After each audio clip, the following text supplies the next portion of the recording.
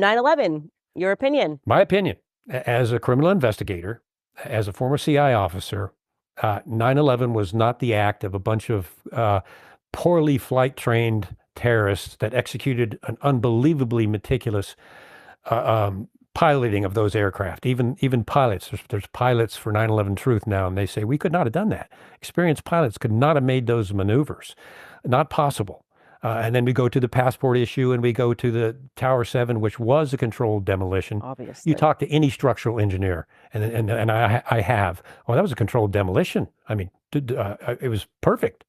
And then you look at the facts that just don't add up, and the facts that were left out of the 9/11 Commission report, and then the ridiculous claims they made, the lack of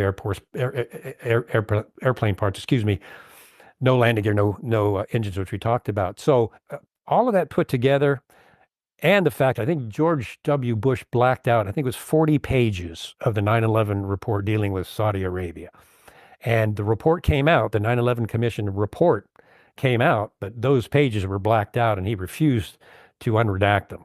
So wait a minute, this report was supposed to be for the American people on what happened, and you blacked all these pages out? What in the world?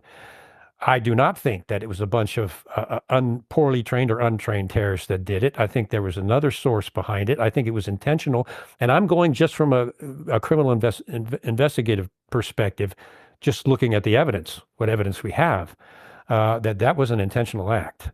And it would fall right into the MO that you and I are talking about, horrible event, because human life does not matter to the shadow government deep state, or especially the CIA. It does not matter. They're pawns on their chessboard. They don't care that 3,000 people were horribly killed that day, but it achieved the aim of gutting the U.S. Constitution, bringing in the horrific Patriot Act, giving the CIA unthinkable authority for secret prisons and torture beyond waterboarding and secret renditions and all of that.